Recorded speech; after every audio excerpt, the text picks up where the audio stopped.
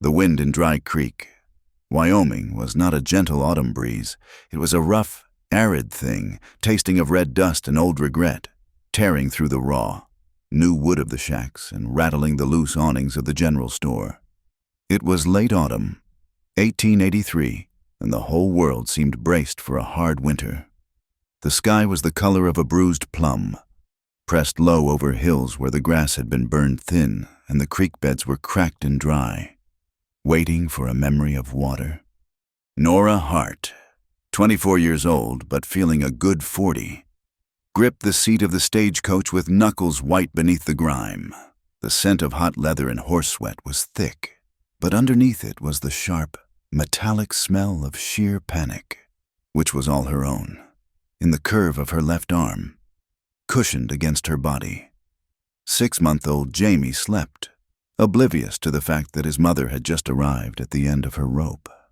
She had lost her kitchen job back in Kansas when the owner's wife returned, full of temper and suspicion. Her husband, Thomas, had left her little more than 6 months before Jamie was born, chasing a promised gold strike in the Arizona territory that turned out to be less gold and more fever. She was told he died there. Nora carried only 2 items of value now: the child, and a thin, promising letter from a woman in Dry Creek about possible work as a laundress. The stagecoach groaned to a stop, its wheels biting into the deep red dust at the edge of the barely formed town. It wasn't a town, really, just a cluster of 15 rough wooden buildings huddled against the relentless wind. Nora shifted Jamie, soothing him before he woke, and reached for the small satchel at her feet, all that remained of their belongings. That's when it happened. Before the stage driver could even drop the steps, a figure materialized from the lee side of the water trough, seeming to have been born of the red dust itself. He was tall, clad in a long, dark duster, and his face was entirely obscured by a bandana pulled high and the shadow of a low-slung hat. There was no theatricality to the act, no drawn-out threat. Just the hard reality of the West delivered on the business end of a well-worn revolver. Wallet and papers, all of it, now. The voice was raspy, flat, and devoid of regional accent, a voice you could never track. The stage driver, an old man named Gideon, whose breath always smelled faintly of licorice, froze, hands lifting instantly. "Easy. Fellow, take it easy. Don't start no fuss," Gideon pleaded, tossing a small leather purse and his pocket watch onto the dusty ground.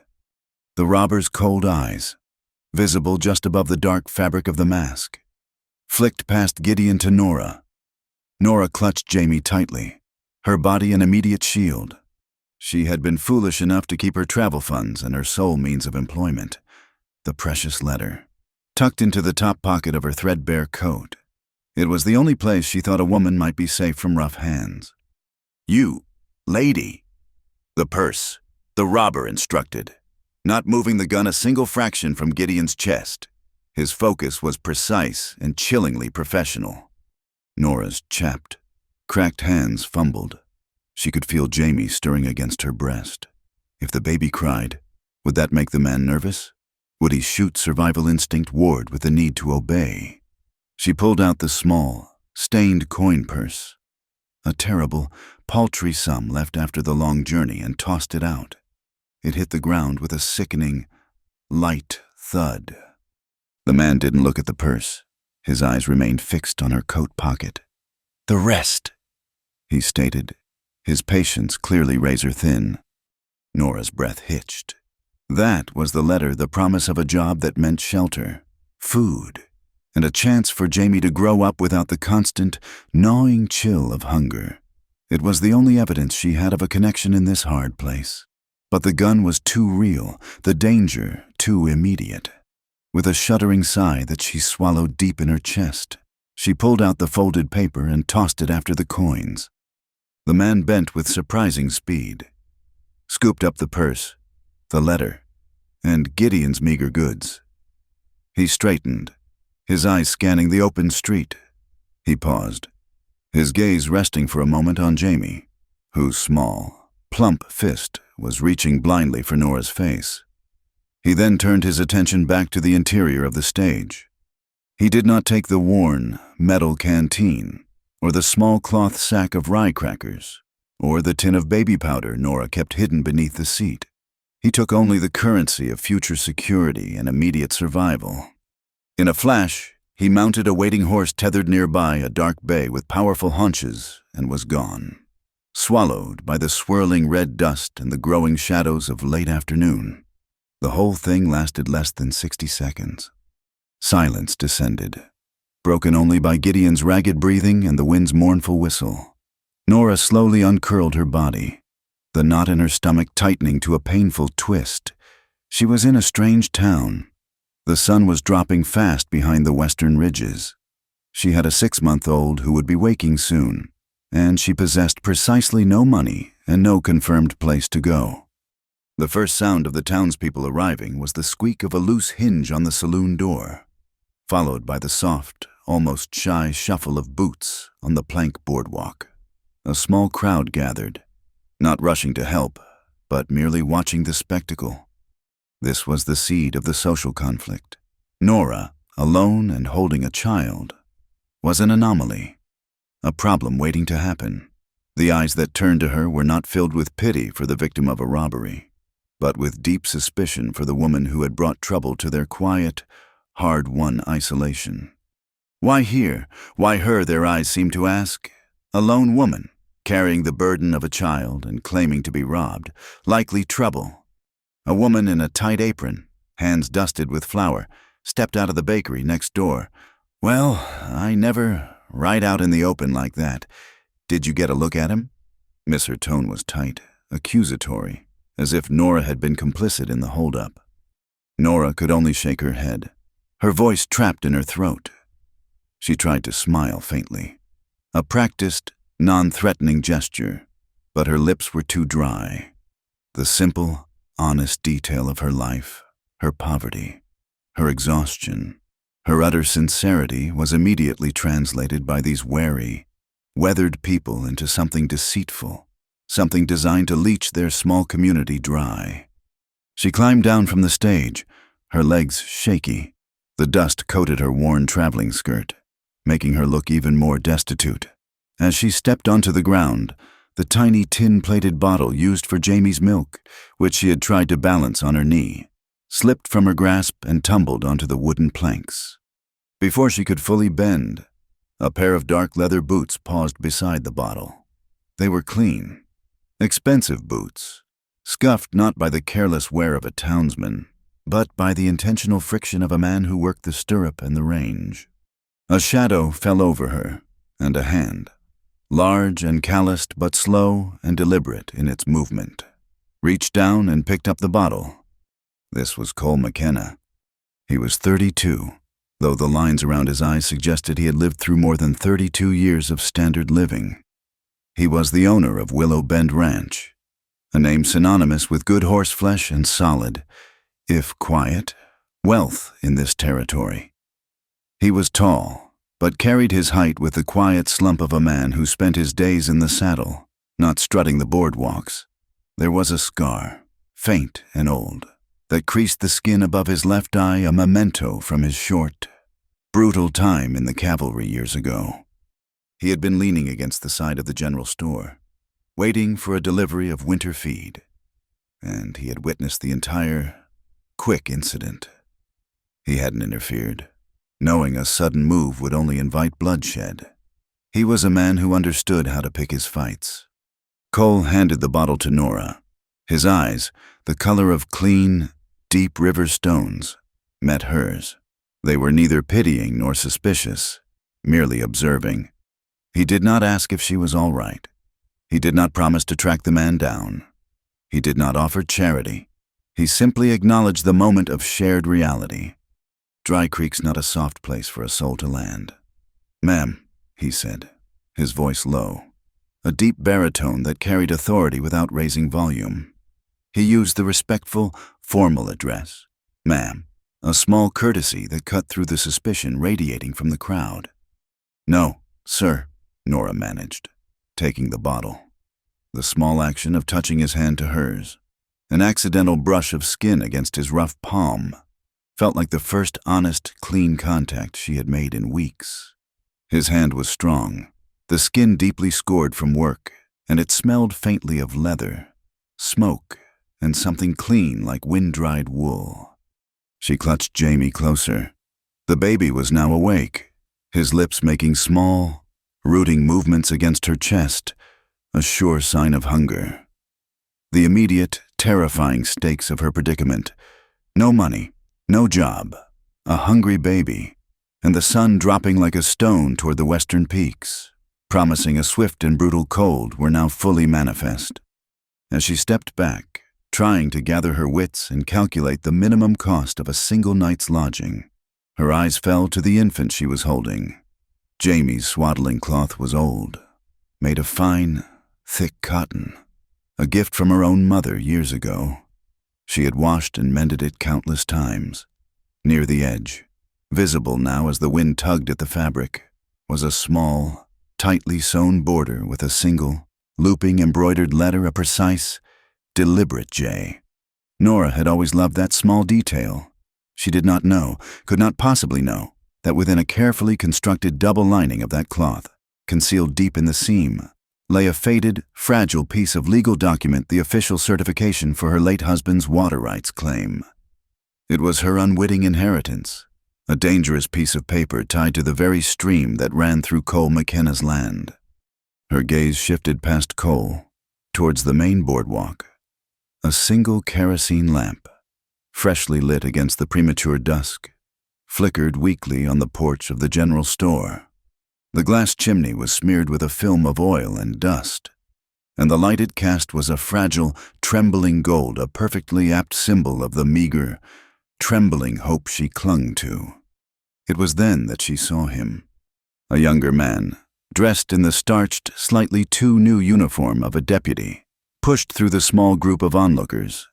He had a clean-shaven face and an open, almost aggressively polite smile that did not quite reach his cold, light-colored eyes. This was Deputy Sloane Avery. He was young, perhaps 28, and possessed the easy confidence of a man who understood the power a badge conferred in a lawless land. "Everything settled down here. Get in, ma'am. You're shaken. I know. I am Deputy Sloane Avery, and I will be looking into this unpleasantness immediately." He spoke with a practiced, official drawl, his voice carrying the faint, high pitch of overeagerness. Sloane walked up to Nora, forcing her to look directly at him. His gaze lingered on Jamie, then slid to the empty space where the money purse had landed. "Terrible thing. A traveling mishap," Sloane murmured, his polite smile fixed in place. He tipped his hat. "I'll need your full name, point of origin and destination." "Ma'am, just routine registration for all newcomers. We don't like trouble in Dry Creek, and it's my job to see that folks who arrive here aren't, well, that they aren't planning on starting any." The implicit warning hung in the air. "You are suspected until proven otherwise." As Sloane turned his head slightly to address Gideon, the fading light of the kerosene lamp caught the edge of his jaw. Nora's gut clenched with a sudden, icy certainty. Just below his right ear, tucked against the neckline of his high, clean collar, was a tiny, faint white line, a small, clean scar, shaped like a misplaced comma.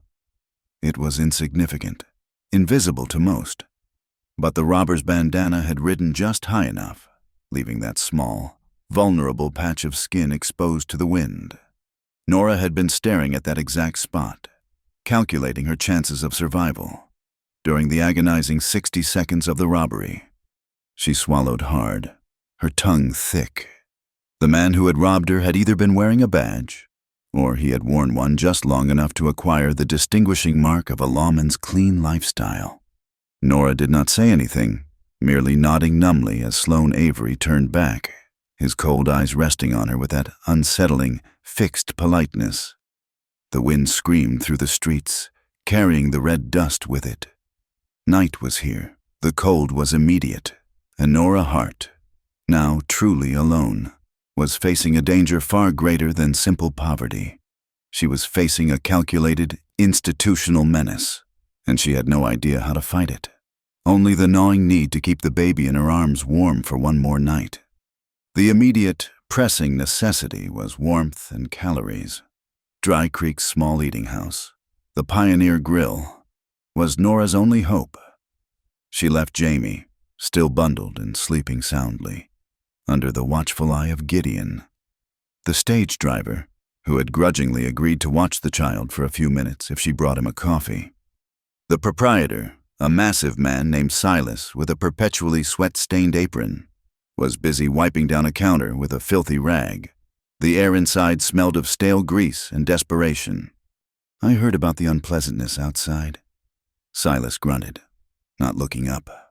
"Sir, I need work. I was a cook and baker in Kansas," Nora said, trying to keep her voice steady, professional, and entirely free of the terror that was crawling up her throat. "I can manage your kitchen, wash dishes, anything." Silas finally looked at her, his small, piggy eyes running a practiced evaluation of her utility. He saw the travel weariness, the cracked hands, and the unmistakable evidence of a single mother. In the West, such evidence was often seen less as a testament to hardiness and more as a sign of desperate, cheap labor. "We pay $3 a week for kitchen help," he announced, wiping the counter again. "But I'd have to take $2.50 for the small back room above the pantry. It's cold and cramped, but it's lodging. Leaves you 50 cents a week. Cash only. No promises on food allowance." Nora blinked. 50 cents. That might buy 1 cup of coffee, or perhaps a small loaf of bread, but certainly not enough milk powder to keep Jamie nourished. It was outright exploitation, the kind of arrangement designed to keep the worker perpetually indebted, a prisoner of the pantry. She negotiated straight and without the tears or histrionics he likely expected. "Sir, I can't feed a child on 50 cents. I'll take $1.50 for the room, and I'll provide all my own food. I'll work 6 days, 14 hours a day. I'm honest and fast." Silas sneered. "You in no position to bargain. Ma'am, take it or leave it. There's another woman due in spring, and she won't have a babe distracting her." Nora hesitated, the decision weighing on her like a physical blow. It was the difference between immediate freezing and slow starvation. Before she could accept the meager terms, a commotion outside interrupted them. She saw Cole McKenna walking past the window, his head bent in conversation with a lanky cowboy. A moment later, he disappeared into the general store. Desperate, Nora retreated from the Pioneer Grill. She needed to find a less exploitative option, or at least beg for a small extension on Gideon's child-minding service. She watched Cole emerge from the general store a few minutes later, carrying a heavy sack of feed slung easily over his shoulder. He saw her standing there, the wind whipping her skirt around her ankles, and his expression did not change. He had a natural stillness that made him difficult to read. He stopped at the watering trough where his horse waited, and then, without looking at her, he did the small, enormous thing that would change everything. He reached into his pocket and pulled out a handful of silver coins. He walked back to the general store's front door and pushed it open just enough to pass the coins and a brief instruction inside. He did not exchange a single word with Nora. He did not offer her the cash directly, which would have felt like charity and been impossible for her to accept. A minute later, the store owner, Mr. Thompson, came out and walked straight to Nora. He handed her a small, rough-spun cloth sack. "McKenna paid for this," Thompson mumbled, slightly confused by the transaction. "Oatmeal flour and a tin of dried milk powder. Said it was for the young one." Nora felt a sudden, fierce rush of heat to her face. It was an act of grace that respected her dignity. He had observed her situation, assessed the immediate need, the child's hunger, and addressed it without requiring her to thank him or beg. Cole was already mounted on his horse, looking down the trail leading out of town toward the hills. He tipped his hat minimally in her direction, a silent acknowledgement of her presence, before turning to ride away. "Wait, please," Mr. McKenna, Nora called out, scrambling forward. She left Jamie with Gideon and hurried towards him. Cole reined in his horse, a beautiful, well-muscled mare. He waited, his expression neutral. I cannot accept this as a gift. Sir, I have no money right now, but I will work to pay you back. I am a hard worker. He looked past her, toward the ranch trail. I need a cook at Willow Bend, he stated, his words clipped, as if he were stating a fact about the weather. The last one left with the autumn drive and won't be back until spring. We're a handful of hands, mostly quiet men. I need someone to cook 3 squares a day and keep the bunkhouse kitchen in order. I'll pay $4 a week, in cash. We have a small, attached cook's room at the back of the main kitchen. It's tight, but it has a stove and a cot. There's also an older woman, Mrs. Henderson, who lives nearby. She comes to the ranch every afternoon to help with mending and bookkeeping. She's trustworthy, and she'll watch the boy while you work. It wasn't a promise. It was a proposition for mutual survival, laid out with the stark, clear lines of a contract. It was 50 cents more than Silas had offered. Came with better lodging, and provided the critical assistance she needed for Jamie. I accept, Nora said immediately, before the words could escape her. Cole nodded, a tiny downward tilt of his chin. Be at the ranch before the sunset. It's 4 miles out, past the twin cottonwoods. I'll send a wagon back for your things. As he rode off, the wind carried voices from the boardwalk. 2 women, wives of the local mercantile and saloon owners, were huddled near the post office. A woman with a child, alone. Going to live up at Willow Bend with all those men, whispered the mercantile owner's wife, her voice dripping with judgment. Well, Cole McKenna is a fine man, but she's likely to be trouble. Desperate women do desperate things. The saloon owner's wife agreed. He ought to have more sense than to bring that kind of distraction to his ranch. The insidious tendrils of social prejudice wrapped around Nora, cold and sharp. Their judgment was immediate and total. They didn't see a grieving mother fighting for her son. They saw a risk, a temptation, an unwelcome disruption to their rigid social order. But Nora did not flinch. She had an immediate need Jamie's survival that trumped all concern for their opinions. She collected her child, found Gideon, and told him the wagon would be back shortly. Before the wagon arrived, Deputy Sloan Avery returned. He approached Nora at the edge of the boardwalk, his clean boots crunching on the dusty ground. Just need to finalize your registry. Mrs. Hart, Sloan said, pulling a small notebook and pencil from his coat. It's for your own safety, you understand, since you'll be out at Willow Bend. We need to know your exact intentions. Mr. McKenna runs a good operation, but women alone on ranches. He paused, letting the unspoken implication of danger hang in the air. As Nora gave him her information, her name, her last known address, her reason for being there, she felt a deep, sickening sense of exposure. She was revealing the naked truth of her vulnerability to the very man she suspected had robbed her. Sloan finished writing and looked up, his polite smile back in place. We want to ensure you're not here to stir things up, Mrs. Hart. Dry Creek likes peace. We don't take kindly to folks who come in and try to cause trouble, legal or otherwise.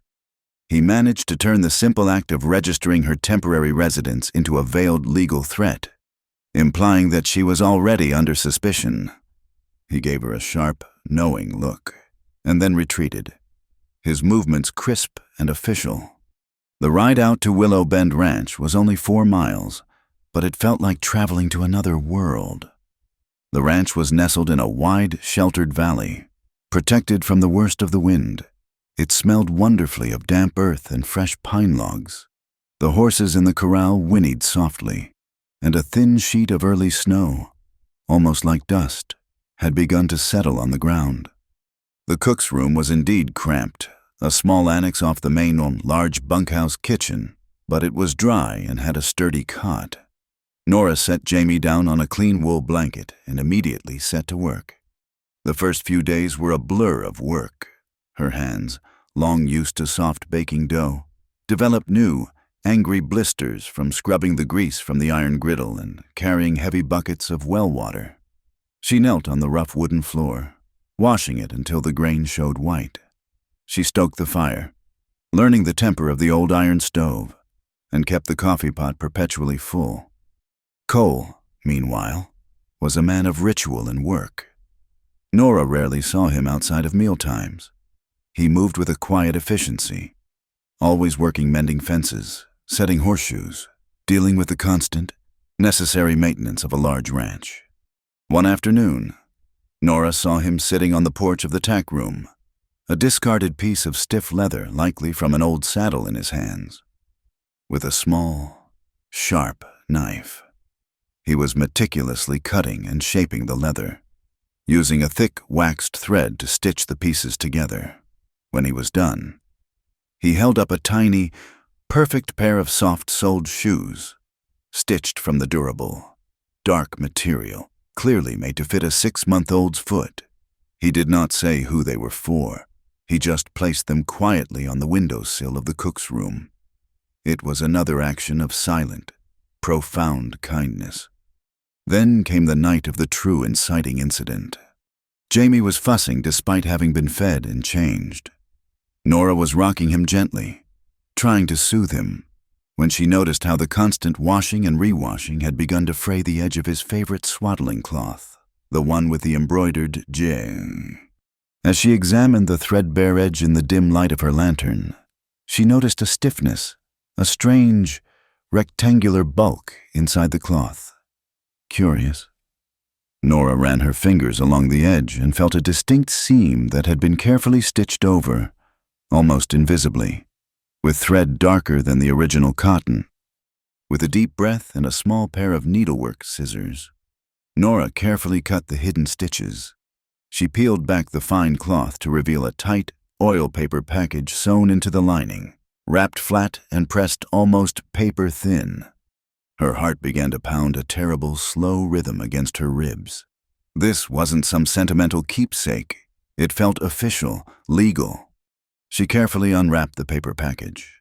Inside lay a brittle, handwritten document, folded multiple times. It was a formal, stamped, and notarized copy of a water rights claim, dating back years, bearing the name of her late husband's family. The claim was tied specifically to the Willow Bend Creek, the stream that ran right through Cole McKenna's ranch, the vital water source that kept his herd and land alive. It was a legal paper establishing water rights that, if not claimed, could easily be sold or leveraged. If the Bank of Dry Creek, which everyone knew was financing the expansion of land, speculators got their hands on this, they could effectively choke off the Willow Bend Ranch. Cole's entire operation would be worthless. Nora looked from the document to her sleeping son, then back to the paper that felt suddenly heavy, radiating danger. She had not only arrived destitute in Dry Creek, she had inadvertently brought with her the single most powerful legal weapon that could ruin the only decent man who had shown her kindness. She stood frozen for a long time, listening to the vast, hollow wind outside and the gentle, rhythmic breathing of her child.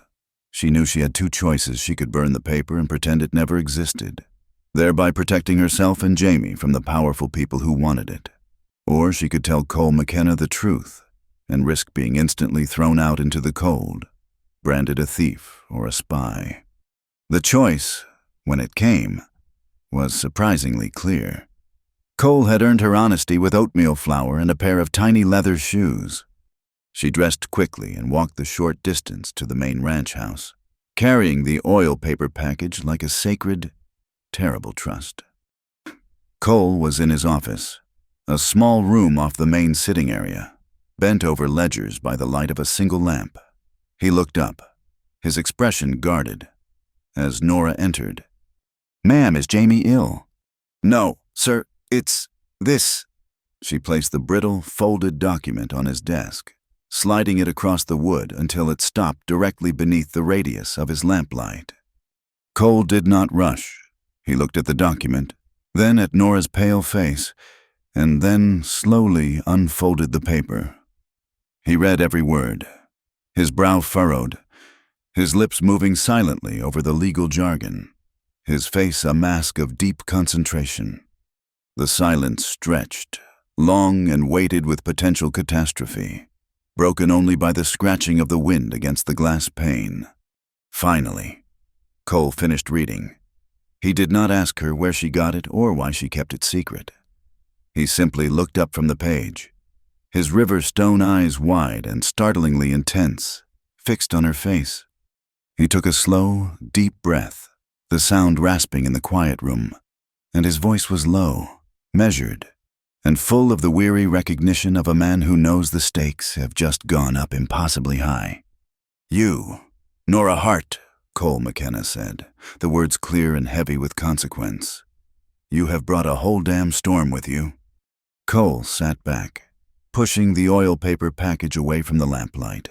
The information had settled on his desk, and in his mind, like a lethal layer of white ash. "The Dry Creek Bank and Loan," Cole murmured, the name tasting like grit. "They're leveraging everything they can to clear out the valley for the railway land speculators. This water claim, it's tied to the Willow Bend headwaters. Exactly what keeps my pastures green when the rest of the creek dries up. If they get their hands on this, they don't just buy my ranch. They starve it to death. Legally." He ran a hand over his face, a gesture of sheer weariness. "And this claim," he continued, pointing at a signature line, "was held by Thomas Hart's family, your husband. This piece of paper is the missing link. But the bank's primary collateral holder on the existing land is a man named Barnaby Quinn, who happens to be the legal, court-appointed godfather and benefactor of Deputy Sloane Avery." The realization hit Nora with the force of a sudden cold bath. Sloane hadn't just stolen her traveling money and job prospects. He had been searching for this document. His overly polite scrutiny, his desire to register her movements. It was all about eliminating the legal threat she unwittingly posed to his patron's financial scheme. She was not a victim of a random highwayman. She was a participant in a corporate-level land grab, a target they had failed to neutralize immediately. "They think I'm a complication," Nora whispered, the terror now replaced by a cold, sharp anger. "You're more than a complication." "Nora," Cole replied, looking at her with a new depth of respect, "you're the key that can lock up their entire operation. If we can prove this document is valid and filed properly, but by revealing it, you've made yourself the most important target." Cole didn't suggest she run. He didn't suggest he take the document and fight alone. He acknowledged the shared danger. That silent acceptance of her as a partner in this sudden, terrible burden was the true starting point of their bond. The following days were defined by the quiet, careful work of building trust. It was not built on long, flowery conversations, but on competence, observation, and shared necessities. Cole, recognizing that they needed to be prepared to travel quickly, began teaching Nora the basics of handling the wagon team. She was small, and the reins felt heavy and foreign in her hands, but she was quick to learn. "Hold the tension. Not too loose, not too tight," Cole instructed, riding alongside the wagon as Nora slowly guided the two sturdy draft horses across the frozen pasture. "They should feel your intention through the leather, not your force." Nora, in turn, found herself observing Cole's quiet, reserved manner. He was a man who had clearly carried deep sadness. He had lost his younger brother, David, to a smallpox epidemic when he was serving in the cavalry, an event that had hollowed out his family and left him distrustful of false assurances and emotional displays. He hated empty promises, dealing only in measurable action. He never violated Nora's space or her boundaries, always addressing her with respectful distance. One evening, Cole came into the kitchen, his face drawn. Jamie, usually placid, had been crying nonstop for 2 hours, the persistent, demanding wail of an infant who simply cannot be soothed. Mrs. Henderson, their beloved elderly help, had gone home, and Nora was at her wit's end. Cole watched Nora pace, rocking the child awkwardly. He set his coffee cup down and, without asking, gently took Jamie from her arms. He did not rock him furiously. or make sudden, loud noises. Instead, he cradled the baby close against his chest, tucking Jamie's head just beneath his chin. Then, Cole began to walk, slowly and evenly, around the warm perimeter of the kitchen, his large hand placed flat against the small of Jamie's back. "They like the rhythm of a steady trot," Cole explained softly to Nora, his eyes fixed on the baby. "My mother always said, a horse's gait is the first music a baby knows. You walk like a nervous rabbit. Nora, you need to walk like a seasoned trail horse." He kept the rhythm slow and constant, a steady, deliberate beat, like the soft thud, thud, thud of hooves on packed earth. Within 5 minutes, Jamie sighed, hiccuped, and fell into a deep, peaceful sleep. Nora watched, amazed and utterly disarmed. "How did you know to do that?" Cole handed Jamie back to her. "Carefully. Experience. My brother David. Before he got sick. When he was a baby, he'd only sleep if I walked him. Learned the gait early." Later that week, they fell into an easy, necessary humor that eased the unrelenting pressure of their shared predicament. It was a freezing morning, and Cole was attempting to help Nora with the monumental task of changing Jamie's soiled nappy, a surprisingly explosive endeavor involving heavy linen, pin adjustments, and highly mobile limbs. Cole, stripped down to his undershirt to avoid getting wet, was maneuvering a clean, heavy cotton square. He looked utterly flummoxed. "I can train a 1,000-pound stud to take a bit and respond to the lightest leg pressure," he muttered, wrestling with the recalcitrant cotton. "But this is like trying to saddle a wet eel with a blindfold on." Nora laughed. The sound rusty but genuine. "Don't insult the baby. Cole, at least a colt doesn't have to be pinned. You'd rather change a horseshoe, wouldn't you?" 1,000 times over, Cole deadpanned, holding up his sticky, large hands in surrender. "Shoeing a mare is easier than changing this boy. A horse stands still for the hammer. Jamie just laughs and tries to eat the pin." This gentle back and forth, the acknowledgement of their vastly different worlds colliding over the mundane difficulty of raising a child, was how their foundation was set, not through shared romance, but through shared parental absurdity. Yet, underneath the warming surface, Nora's internal fear remained a constant companion. She had been betrayed, abandoned, and left destitute by the man she had loved. She lived by one central maxim: never depend on a man again. Her goal was singular: keep Jamie fed, keep him warm, and secure his safety through her own 2 hands and the legal power of that water claim. She fought the strange, unsettling warmth that Cole's presence brought. She was terrified that the gratitude she felt would morph into misplaced affection, and then into dependence, a cycle she refused to repeat. She constantly reminded herself that Cole was protecting his water rights, and she was merely the custodian of the key. But the social pressure mounted, confirming her fears about the town's judgment. Whenever Nora had to go into Dry Creek for supplies, the looks from the other women intensified. "She's up there cooking for him. All right, Mrs. Thompson," the mercantile owner's wife, hissed to her friend one afternoon, loud enough for Nora to hear, sleeping in the annex. "Claims she's respectable. But a woman alone with a babe on a working ranch? She's just a piece of baggage to get the McKenna money." Cole, walking beside Nora as they carried a sack of flour and a box of canning jars, heard it all. He did not stop. He did not turn. And he did not launch into a defensive monologue about Nora's reputation. He simply slowed his pace and stood a half-step closer to her, his shoulder an immovable anchor next to her own. His protection was silent, delivered through his physical presence and his quiet disregard for the judgment. He did not need to justify Nora's worth. He only needed to stand beside it. Meanwhile, Sloane Avery's careful probing continued. He showed up at the ranch unannounced, claiming to be checking on Cole's security against rustlers. During one visit, Sloane stood near the bunkhouse, his manner relaxed and familiar, conversing with Cole about the winter feed prices. Nora was walking past, carrying a bucket of steaming water, when Sloane deliberately drew his attention to his own sidearm. "Just had this old Colt cleaned up," Sloane said to Cole, drawing the pistol and holding it up for inspection. "Solid wood grip. Had to get a new butt plate carved for it, though the old one was cracked. Took it to Tom Navarro, the new smith." As he spoke, he angled the grip towards Nora for a fleeting moment. The butt of the pistol had a new piece of wood, smooth and unstained, and there was a small, crudely carved pattern on it. An amateurish geometric design meant to add grip. It was almost identical to the barely visible carving Nora had seen on the grip of the revolver of the man who robbed her.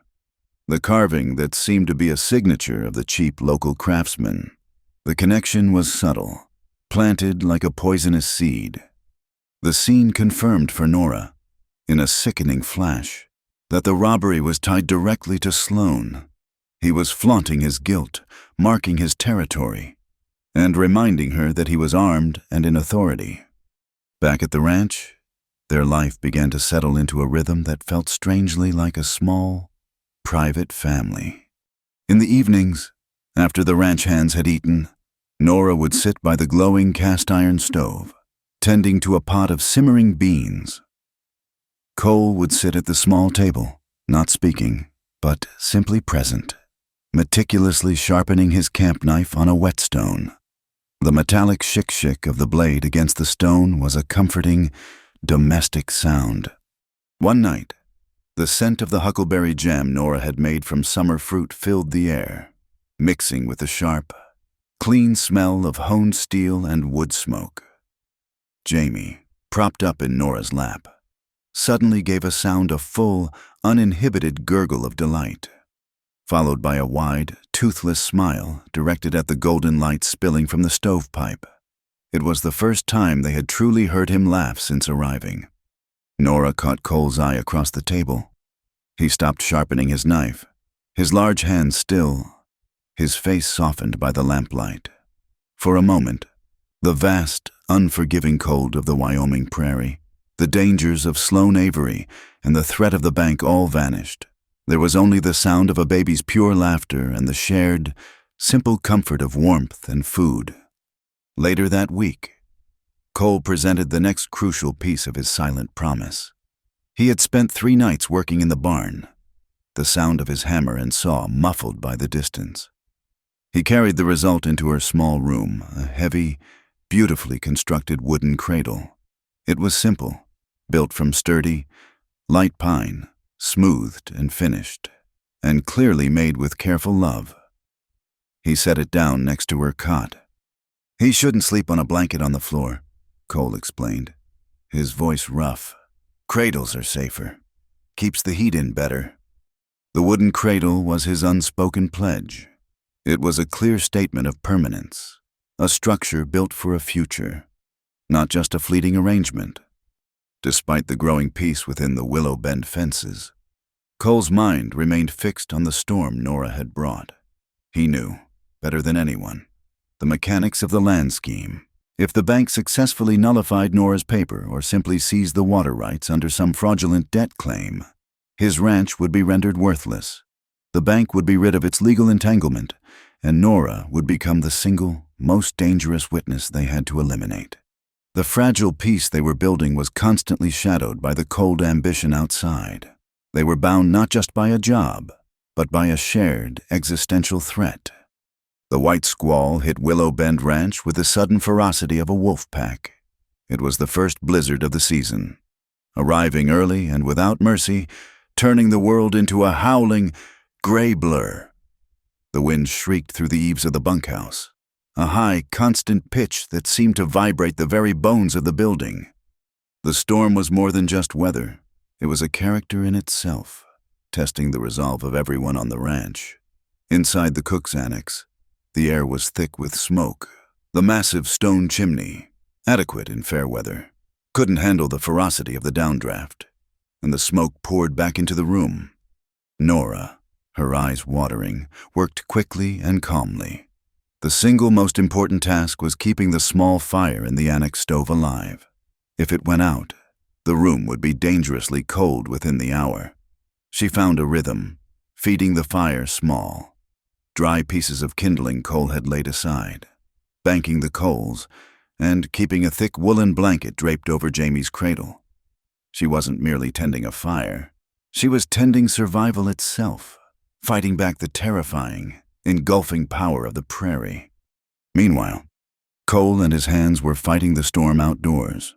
Cole, whose cavalry training had taught him the brutality of winter weather, knew that the new calves, sheltered hastily in the lee of the barn, were the most vulnerable. Nora heard the panicked lowing of the cattle over the wind. She rushed to the kitchen window, scraping a hole in the thick frost. Through the blinding snow, she saw Cole and two ranch hands, mere silhouettes against the white, struggling to herd the young, foolish calves deeper into the insulated barn. Cole wrestled with a stubborn heifer, his dark coat dusted white almost instantly. It was a primal struggle against a vast, indifferent nature, and he was winning it with sheer, quiet tenacity. He returned hours later, smelling of wet wool, frozen leather, and victory, his face raw and red, but his eyes alight with a fierce, tired satisfaction. The slow, quiet recovery from the blizzard settled a tentative peace over Willow Bend. But the peace was shattered at dawn the next day. Cole, doing his rounds, found the source of a loud, unsettling gushing sound, the small, carefully maintained earthen dam, which diverted water from the main creek into the ranch's large storage cistern, had been breached, not by natural erosion or ice, but deliberately. Someone had used a shovel or a heavy tool to dig a precise, destructive hole near the base of the dam, draining half the precious reserve water out onto the frozen ground. It was an act of economic warfare. Cole immediately investigated the area behind the storage shed. The snow, light and fresh before the storm, had created a thin, revealing canvas. He found only one set of fresh hoof prints, clearly not from the ranch's horses. The prints were smaller, sharper, the iron shoes of a town horse, not a range pony. They led directly away from the ranch, tracing a path that led toward the Dry Creek Road. The pace of the story accelerated, shifting from the slow warmth of domestic bonding to the sharp cold of impending conflict.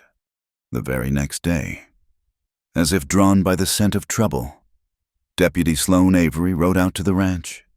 He didn't bother with the flimsy excuse of checking on rustlers this time. He was all business, his official manner a thin veneer over his aggressive probing. Nora was standing by the porch, watching Cole examine the breach with his hands in his pockets. When Sloan dismounted, "Heard about your cistern." "McKenna," Sloan said, his voice carrying just enough sympathy to sound false. "Bad luck. This early snow can be hard on man-made structures. I'll make a note of it in the security log." He looked past Cole, fixing his gaze on Nora. She held her ground, meeting his unnervingly cheerful eyes. "And how are you settling in, Mrs. Hart?" Sloan asked, his tone shifting to one of solicitous, practiced concern. "I do hope you're keeping track of all your personal documents. A single mother, recently widowed, alone out on a ranch. You can be easily taken advantage of. Or, worse, you might simply misplace something of value. I know how difficult it can be for a lady to keep track of valuable legal papers." The implication was brutally clear. "We know what you have, and we think you're too foolish and weak to keep it." It was a legal threat disguised as a social courtesy, aimed directly at the water rights document. Nora's stomach clenched, her first, most immediate instinct, the survival instinct that had brought her 2,000 miles, was to run, to grab Jamie and the document and disappear into the next territory, hiding their existence until the danger passed. But then she remembered the night of the robbery. She remembered the cold metal of the gun, the feeling of utter powerlessness as she handed over her last coins. She remembered Sloane's polite, fixed smile and the terrible, defining knowledge that he, a man of law, was the criminal. She had fled before and only ended up losing everything. The thought of running now felt like an admission that she was nothing more than a perpetual victim, a loose end to be snipped. You don't outrun a storm in the West, she realized. You stand against it and you build a strong foundation. Cole stepped forward, subtly positioning himself so that Sloane had to address him directly, cutting off the deputy's direct line of sight to Nora. It was another act of silent boundary setting. We'll manage our paperwork. Deputy, Cole said, his voice flat and steady, devoid of the emotion Nora had shown earlier in the kitchen. But I appreciate the concern. Now, if you're here to investigate the damage, you'll want to look at the tracks leading out toward town. They're fresh. Sloane's cheerful expression momentarily faltered, just enough to show the shark beneath the polished surface. Tracks, you say? Ah, yes, probably coyotes or a lone stray. I'll ride out and check. He gave a vague salute and mounted his horse, riding off in the opposite direction from where the tracks actually led. After Sloane was gone, Nora turned to Cole, her eyes blazing with the conflict raging inside her. I can't let him hurt Jamie, she whispered, the words trembling.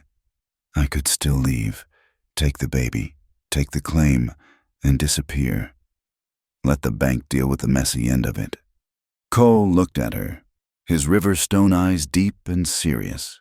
He did not offer empty platitudes or emotional declarations.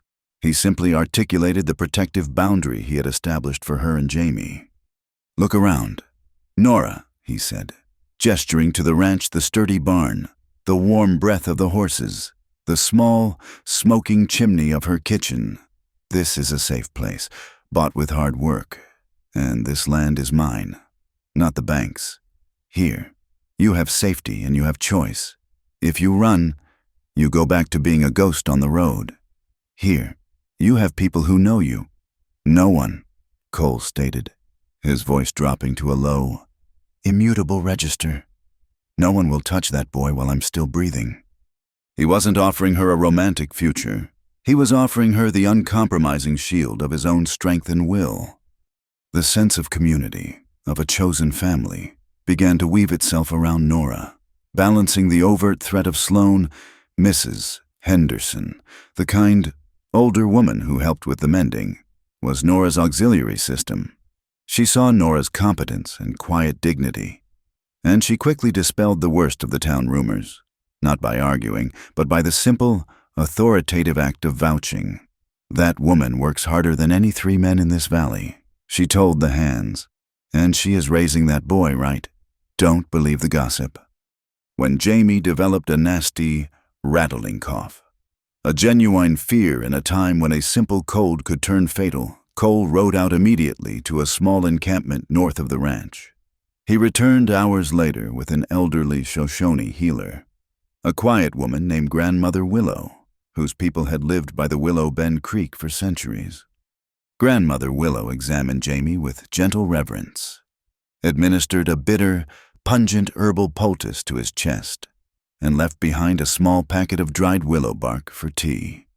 Nora, raised on more conventional, if primitive, American medicine, watched, deeply respectful of the old woman's knowledge and Cole's immediate trust in a different culture. Cole's action emphasized the theme that their chosen family extended beyond simple blood or local custom, embracing any decent soul willing to help. The entire episode was symbolized by a simple piece of material Cole used to secure the newly repaired barn gate. The original latch had failed in the blizzard. Cole replaced it with a short, thick strap of braided leather, tied off with a unique, almost knotless pattern. It was a tiny piece of work, almost invisible, but immensely strong. Small and sure, Nora thought, watching him test the gate against the wind. It was an unspoken statement of the type of faith they were building, not grand and dramatic, but woven from ordinary, steady efforts. The danger was escalating, both subtle and overt. The initial, slow rhythm of Nora settling in had shifted dramatically to a quick, high-stakes game of legal cat and mouse, underscored by the brutal reality of the Wyoming wilderness. The theme was solidifying family was not just a biological consequence, but a deliberate choice. Justice would not simply arrive on its own. They would have to take its hand and guide it to Willow Bend. The shift from late autumn to the true heart of winter brought a new, brutal form of testing to Willow Bend. It was a night when the wind dropped to an eerie silence, but the air turned solid with cold. The crisis arrived subtly, creeping into the ranch like a thief. A main feed line, already brittle from age and cold, snapped near the kitchen, cutting off the main water flow. Simultaneously, the lantern in the bunkhouse, which provided the only reliable night light, sputtered and died, its wick unable to draw up the thick, freezing kerosene. The ranch was plunged into profound, suffocating darkness and sudden, desperate thirst. Nora grabbed Jamie from the cradle, wrapping him tightly in the thickest blanket she owned. The small annex room, cut off from the warmth of the main stove, which had been allowed to die down for the night, was quickly becoming a cold box. Nora could see her own breath plume in the faint moonlight filtering through the frosted window. She hurried into the main kitchen. It was pitch black, silent, and cold.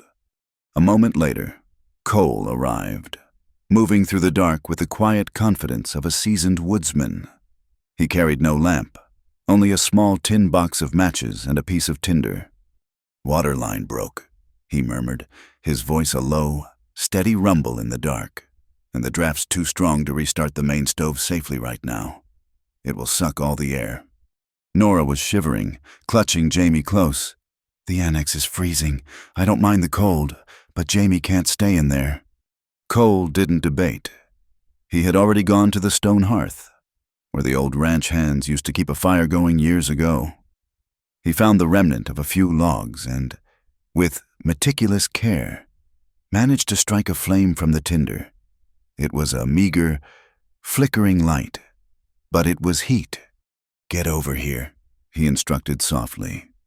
He moved the large, worn camp chair from his office and pulled it close to the newly kindled flames. He left the room briefly, and Nora sat, hugging Jamie, watching the small, fragile flame of the tinder fight back the colossal dark. Cole returned carrying a massive, sheepskin-lined cavalry greatcoat, a relic from his past. He draped it over Nora's shoulders. The coat was heavy, smelling faintly of leather, smoke, and old army wool, and the warmth was immediate and enveloping. They settled by the hearth. The light was intimate, casting long, wavering shadows across the stone walls. Cole sat on the floor, leaning back against the cool chimney stone. Nora, bundled in his coat, sat in the chair, cradling the baby. The intimacy was born of necessity, not desire. They were two people pushed to the edge, sharing the only source of warmth in a world that had suddenly gone dark and lethal. They spoke little. Cole fed the fire, adding small, dry pieces of cedar. Nora carefully unwrapped Jamie, checking his temperature, and found that his tiny, delicate skin was still warm. As she reswaddled him in a fresh cloth, their hands met over the baby's torso, a brief, accidental, but charged touch of rough palm against chapped, soft skin. It was an exchange of warmth and shared responsibility, confined and restrained, never crossing the boundary of their desperate agreement. It was the touch of co-parents, not lovers.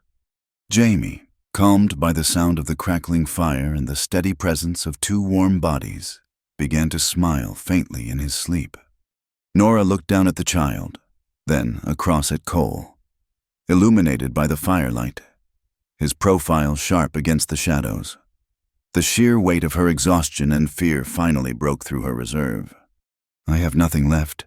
Cole," she whispered, the words sounding huge in the quiet room.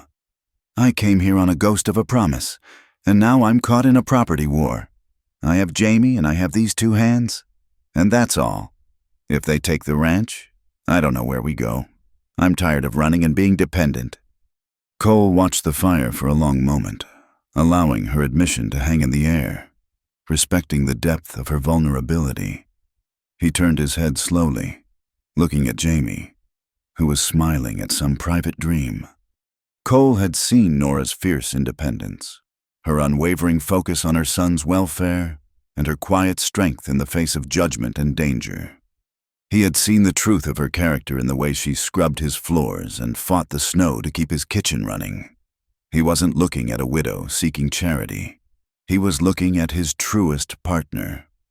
The crackle of the fire filled the space.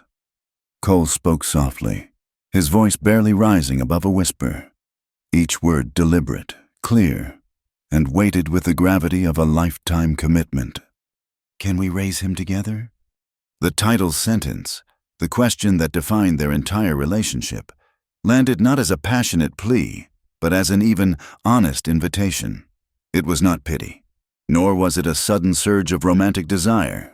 It was a deeply practical, profoundly equal offer of partnership rooted entirely in shared responsibility for the child. Nora's breath hitched in her chest. She looked at him, searching for any hint of manipulation or advantage. There was none. His eyes were sincere, only offering a shield of shared strength. A moment of genuine, necessary levity broke the tension. Nora managed a small, wet laugh. "Do you know you have to get up 3 times every night? McKenna. Sometimes 4, if he decides to be contrary." Cole's tired face softened into a rare, genuine smile, a quick flash of deep humor. "Then we divide it. I take the 2 most demanding shifts. You take the one where he goes right back to sleep." It was a new, powerful commitment, not a rushed proposal of marriage, but a family agreement. It was an acknowledgement that their individual survival had become intertwined with Jamie's existence. They would raise the boy together, and in doing so, they would face down the legal and social threats as a unified front. "We go into Dry Creek tomorrow," Cole stated, his voice now firm. "Returning to the practical details. We see the circuit lawyer. We legalize the situation. We establish a clear, documented contract that transfers the water claim to Willow Bend in exchange for full, shared guardianship and support of Jamie. We move from an arrangement to a legal, chosen family." Nora nodded, feeling a lightness she hadn't experienced in years. The terrifying burden of being entirely responsible for everything had just been halved by a man who valued commitment over flattery. Before the fire died down, Cole performed another quiet, symbolic act. He retrieved a small piece of chalk from his pocket. He knelt by the wooden cradle he had built for Jamie and, with slow, careful strokes, he wrote the boy's name on the footboard. J-A-M-I-E.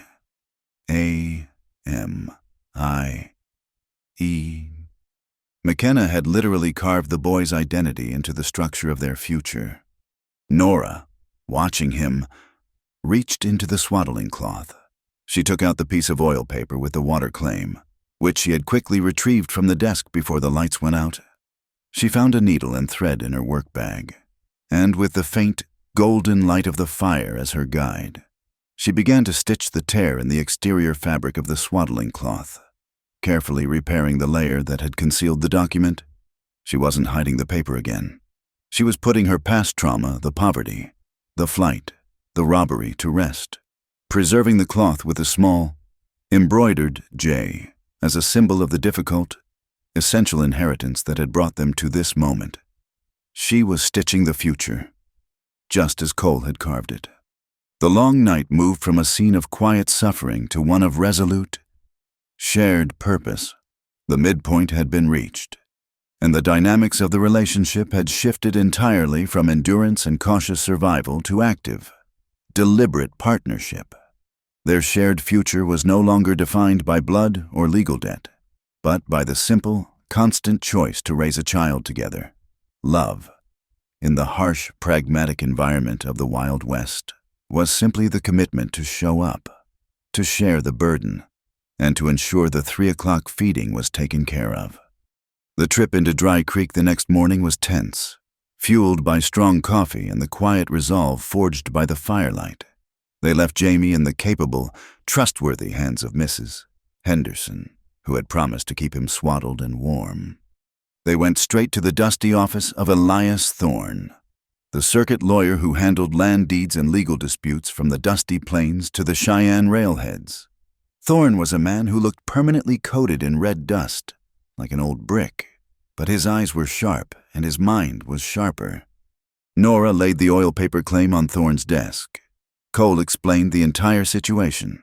Nora's late husband, the water rights tied to Willow Bend Creek, the ongoing land speculation by the Dry Creek Bank and Loan, and the deliberate acts of sabotage and veiled threats, which he now knew originated with Sloane Avery and his patron, Barnaby Quinn. Thorne read the document, stroking his chin. "This is a valid initial claim," he confirmed, looking up, "but it needs to be confirmed in a public hearing, and a final deed issued to Mrs. Hart as the surviving next of kin before it can be legally transferred to Mr. McKenna. The urgency is this. The bank is pressing a host of foreclosure proceedings against other ranch owners right now. Quinn and the bank want to clear the deck before the winter sets in, and they will use every legal technicality to declare this claim void." He squinted at Nora. "They'll try to prove you aren't the legitimate relative of Thomas Hart, that the document is fake, or that you, as a single, traveling woman, are simply a mercenary agent of some other party. It's an attack on your social standing designed to legally delegitimize your claim." Just as Nora and Cole absorbed the lawyer's warning, the door of Thorne's office opened. Deputy Sloane Avery stepped in, his polite, fixed smile wider than usual. "My apologies, Mr. Thorne. Mr. McKenna. Just a quick check-in," Sloane announced, gliding into the room with practiced ease. He didn't look surprised to see Nora there. He looked victorious. Sloane leaned casually against the doorframe, his gaze sweeping over Nora. As he lifted his hand to adjust the hang of his belt, Nora saw it clear and undeniable, illuminated by the direct afternoon light streaming through the dusty window. It wasn't the small comma scar near his ear that she had noted before, which was too subtle to be conclusive. It was a faint, horizontal white line, a healed cut or burn running across the outer edge of his left wrist. When the robber had snatched her purse and the letter from her pocket on the day she arrived, his hand had brushed hers. She had felt a moment of searing pain, realizing later that her own chapped, bleeding knuckle must have grazed a fresh wound on the robber's wrist. The moment was agonizingly slow, a final, sickening confirmation. The polite deputy was the criminal. The lawman was the one trying to dismantle the legal claim.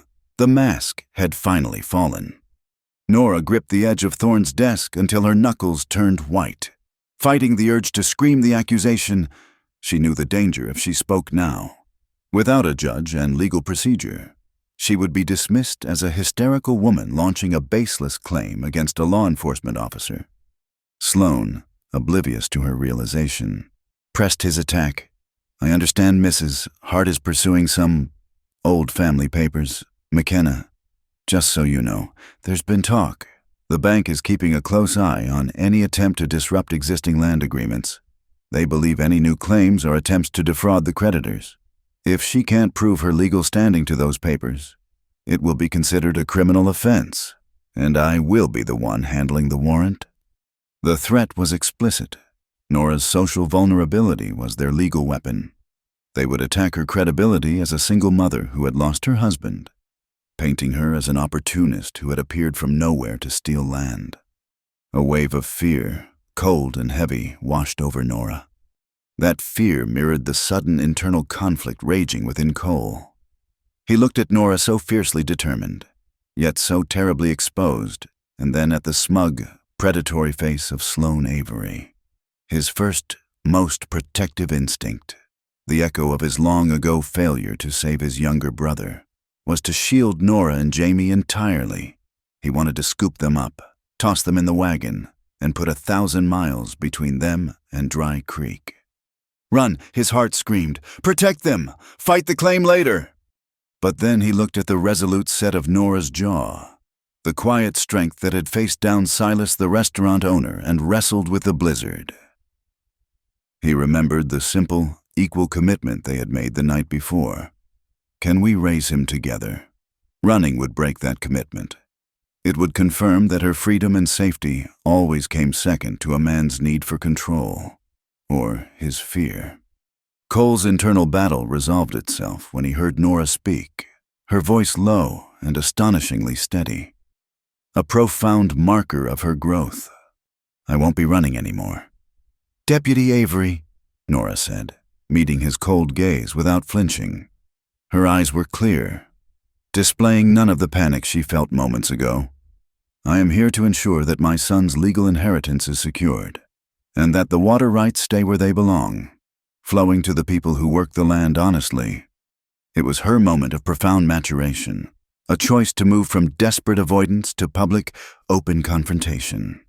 Cole felt a surge of pride and grim determination. He knew he could not force her to flee, nor would he want to. He would stand beside her, exactly as promised. They began the difficult work of assembling their allies, understanding that in the American West, justice often arrived on the back of community. The first was Mrs. Henderson. She was brought into Thorne's office, where she quietly confirmed the timeline of Nora's arrival, the immediate employment agreement, and her own observation of Nora's selfless commitment to Jamie. Her testimony established Nora's character and discredited the notion that she was some fly-by-night opportunist. Next, Cole spoke to Tom Navarro, the town blacksmith.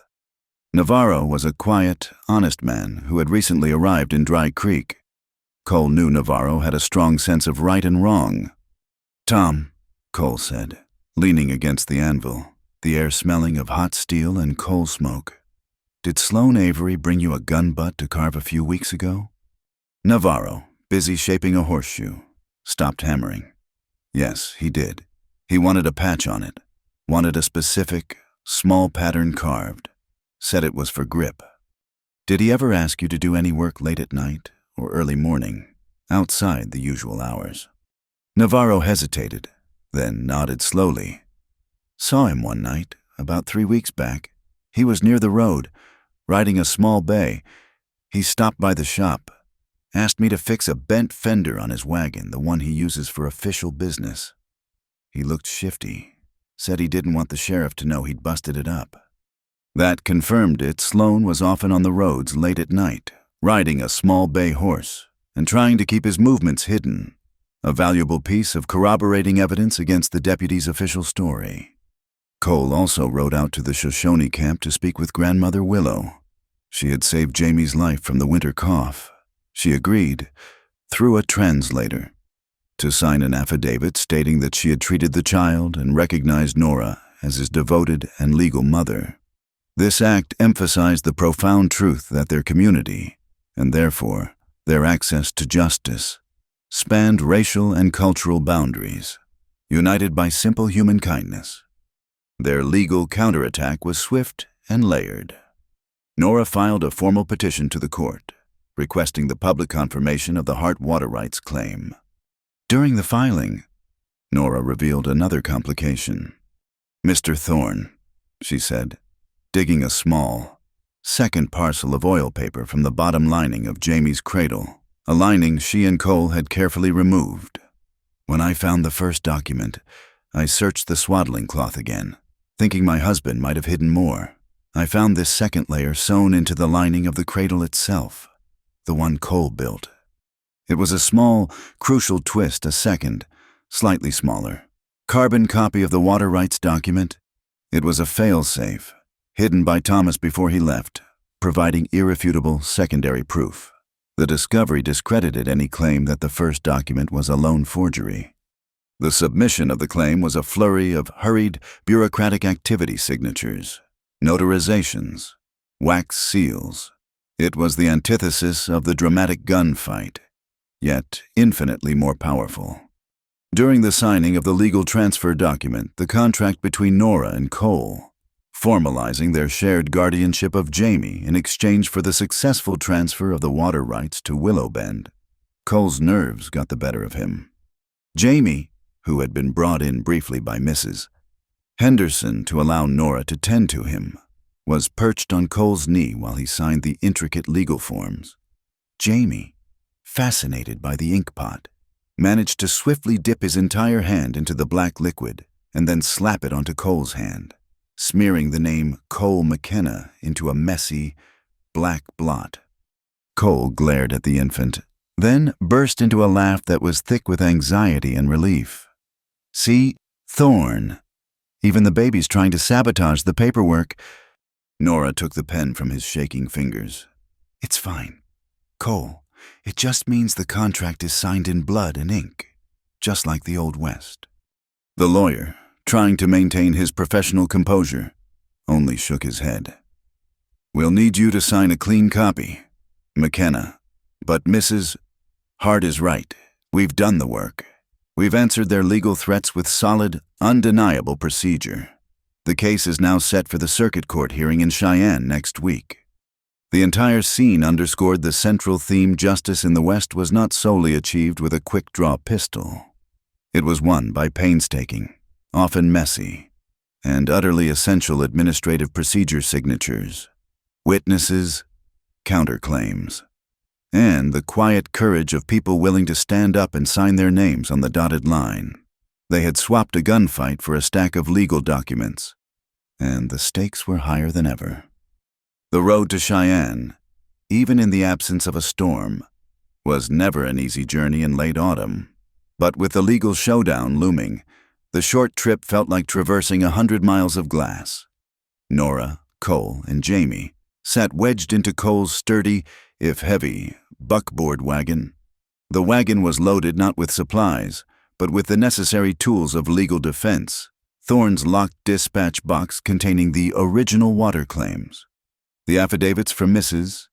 Henderson and Grandmother Willow, and a small sack of dry cedar chips to keep Jamie warm. The air was bitterly cold, and the wind, funneling through the rugged high desert canyons, whipped at their faces.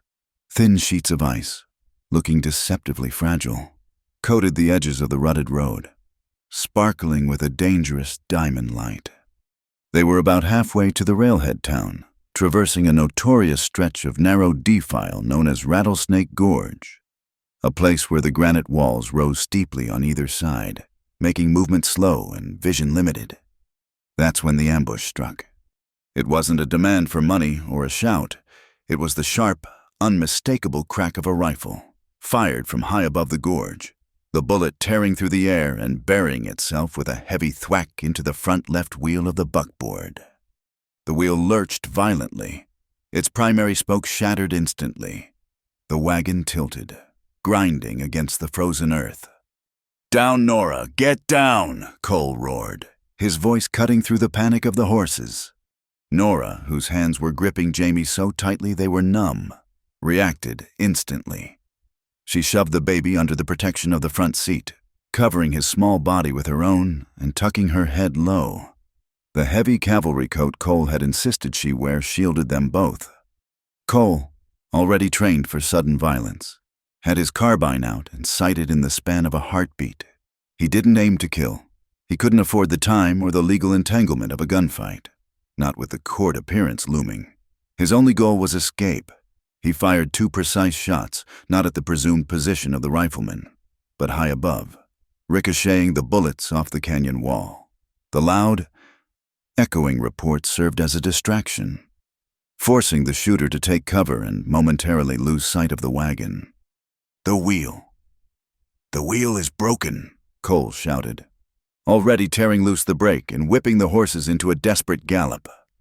The shattered spoke caused the wheel to wobble and scrape violently, but Cole forced the team forward, fighting the inertia of the heavy, damaged wagon. They broke free of the narrowest part of the gorge, exploding out onto a wide, snow-dusted shelf, just as the unseen shooter started firing again. The bullets zipped past, chipping stone, but the sheer speed of the horses gave them a crucial advantage. They careened off the road, driving the wagon into a dense cluster of black scrub oak and pines, effectively shielding themselves from the sightline of the gorge. Cole brought the horses to a staggering halt, their chests heaving, their breath clouding the cold air. The silence that followed was thick and terrifying. They listened, straining to hear any movement from the gorge. But there was only the wind sighing through the pines and the frantic, shallow breathing of the horses. "Are you hurt?" Jamie Cole asked, his eyes sweeping over Nora's huddled form. "We're fine. He didn't even cry," Nora replied, lifting Jamie, whose eyes were wide but dry. "The baby, perhaps sensing his mother's frantic calm, remained silent. Cole checked the wheel. The damage was catastrophic. A main spoke was splintered, and the rim was warped. They couldn't continue with the wagon in this state. They were stranded, exposed, and certain to be tracked.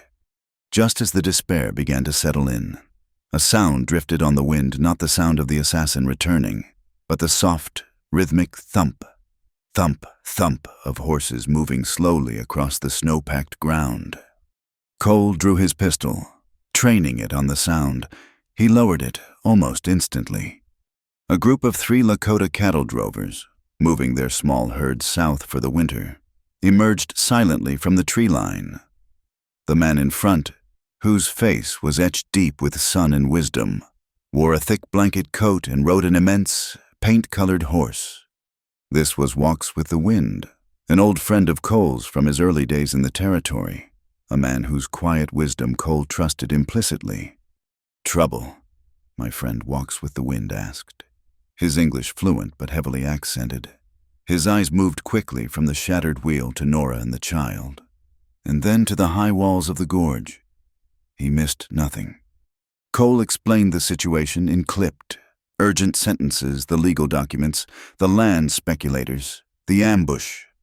Without a word, Walks with the Wind turned and gestured. He led them immediately into a hidden, wind-sheltered crevice between 2 immense, smooth boulders. It was a perfect, tiny sanctuary, completely invisible from the road. While one drover watched the horses, the other quickly stripped a spare wheel from one of their supply carts. It wasn't a perfect fit, but it was functional. As Cole worked with the drovers to force the replacement wheel onto his axle, Nora noticed a dark stain spreading across the shoulder of Cole's coat. "Cole, you're hit," she whispered, her voice tight with fear. Cole barely glanced down. "Just a graze. It caught the fabric. It's nothing." It was not nothing. A bullet had torn through the heavy wool and sliced a shallow, angry cut across his upper shoulder. It was bleeding sluggishly, darkening the expensive coat. Nora, her fear for herself eclipsed by her fear for him, immediately took charge. She pulled the last clean item of fabric she had left, the cherished swaddling cloth with the embroidered Jew. She tore a long, thick strip from the side, wrapped it tightly around his wound, and tied it off with a fierce, decisive knot. The moment was a profound, silent exchange. By binding his wound with the cloth of her son's legal inheritance, Nora was physically asserting her commitment to him, sharing the pain, and integrating his survival into the family's future. As they rested in the shelter of the rocks, waiting for the horses to calm and the wheel to be fully secured, the cold forced them close together. Cole sat beside her, his arm cradling Jamie lightly while Nora kept watch. In the intimate silence, Nora felt compelled to speak the truth she had carried for so long. She needed him to understand exactly what they were fighting for, and why running was no longer an option. "You asked me why I didn't run when Sloan took the money," Nora whispered, looking at the fire Cole had built from dry pine cones. "I already told you I was afraid of depending on a man, but the real fear, the one that makes me fight now, is the shame of that last night in Kansas." Cole remained silent, his gaze fixed on her face, signaling his undivided attention and respect. "Thomas, my husband, he didn't just leave for gold. He took what little money we had, gambled it away, and then blamed me and the new baby for his failure. He was violent, not with his hands, but with his words. He told me I was useless, that Jamie was a burden, and that he wished he'd never seen us." Her voice broke, the painful memory a raw wound finally exposed to the air. "He threw us out, me with a 3-week-old baby, onto the road in the middle of the night, said we were weights dragging him down. I spent that first night outside a church, watching Jamie shiver. That's the darkest thing I carry." She looked at Cole, her eyes shining with unshed tears. "If I run now, I let Sloan and the bank win. And I confirm Thomas's words. I confirm I'm a weakness, a dependent. I won't let them make me that person again. We fight, Cole. We stand up to the people who think they can use the law to crush the weak." Cole reached out and gently rested his large, rough palm on her shoulder, right beside the makeshift bandage. It wasn't a patronizing gesture. It was an act of profound, mutual solidarity, a silent promise to share the weight of that memory. In the safety of the rock crevice, with the wind blocked and the small fire glowing, they leaned against each other for warmth. They didn't speak of love or passion. They simply rested, hip to hip, shoulder to shoulder, sharing the burden of the cold, the danger, and the awful, naked truth of her past.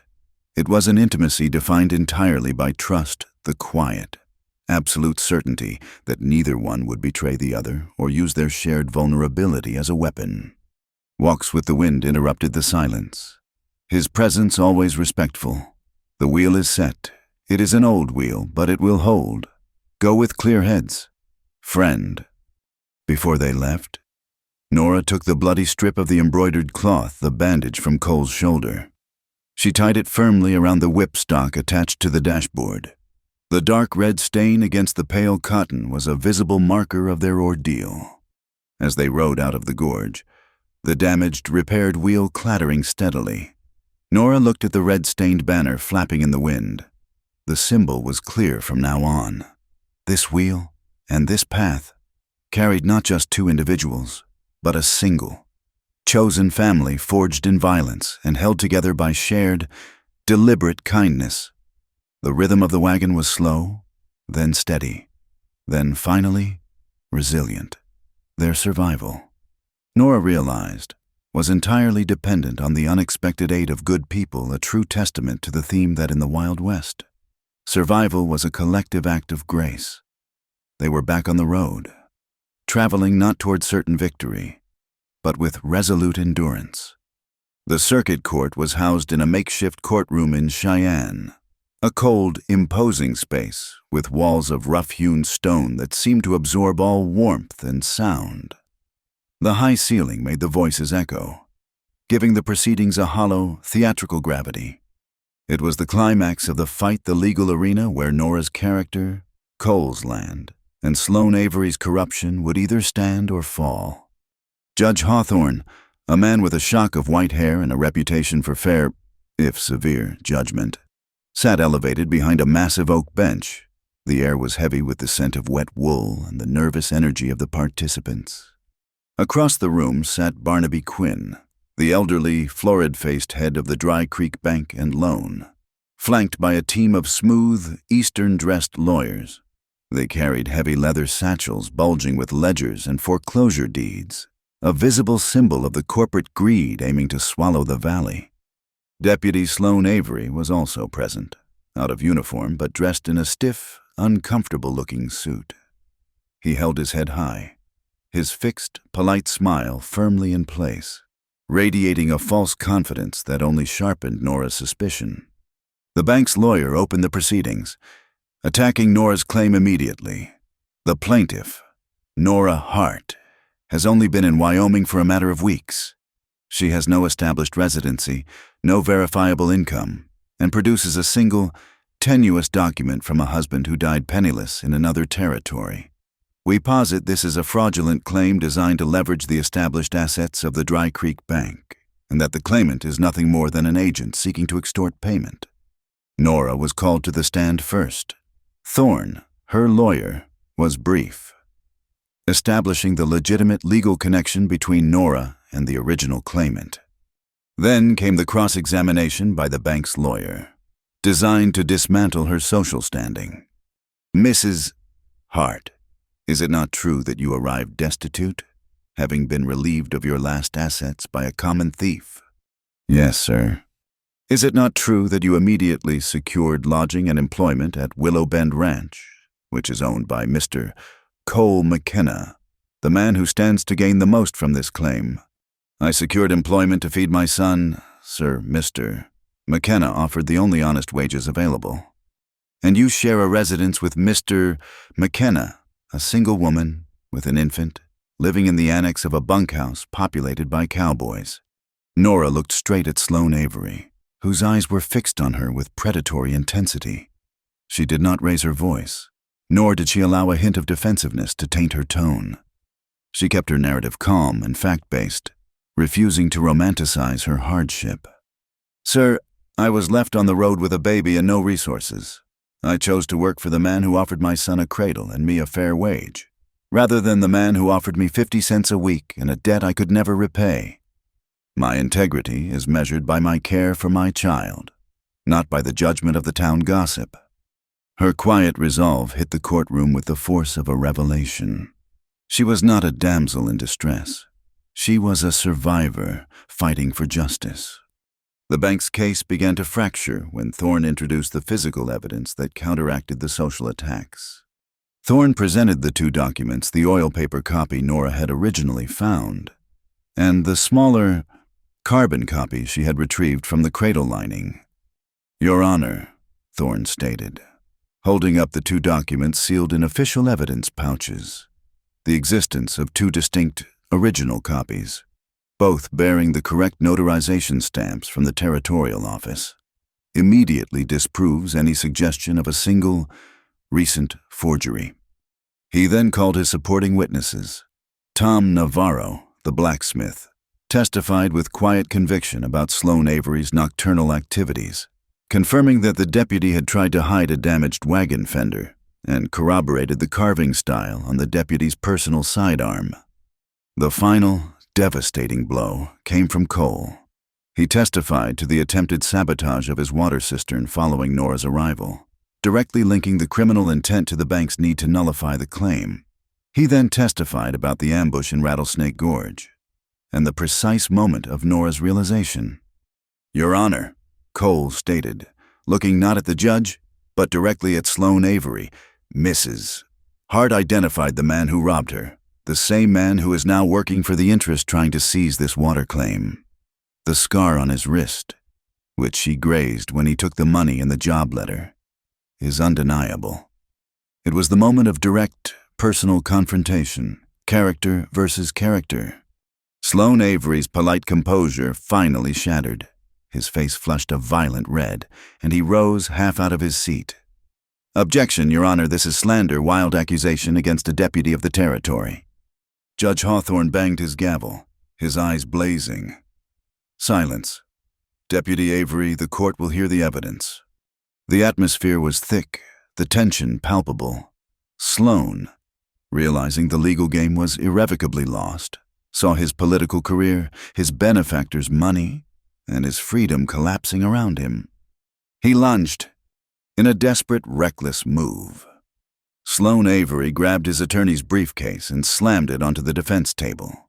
He simultaneously pulled a small, concealed sidearm, not his regulation pistol, but a smaller, personal revolver from a vest holster, and lunged toward Thorne's desk, aiming to snatch the 2 water claims and destroy them. It was the final, desperate act of the villain. Cole, who had been sitting ready, watching Sloane's every flicker of emotion, moved faster than anyone in the room expected. With a roar that was less of a challenge and more of an animalistic warning, Cole overturned the heavy witness table, shoving it into Sloane's path. The massive oak table crashed into Sloane's legs, throwing him off balance. The concealed revolver flew from his grasp and skittered across the stone floor, landing near the judge's bench. The sheriff of Dry Creek, who had been sitting by the door and had previously seemed content to ignore all the local corruption, was suddenly forced to act in the most public way possible. He rushed forward, wrestling the disoriented Sloane to the floor and snapping heavy steel handcuffs onto his wrists right in front of the assembled court. The chaos subsided almost instantly, replaced by a profound, echoing silence. Judge Hawthorne looked from the cuffed deputy on the floor to the 2 documents lying on the desk, and then to Nora, who stood rigidly by the stand. The final verdict was delivered with sharp, definitive clarity.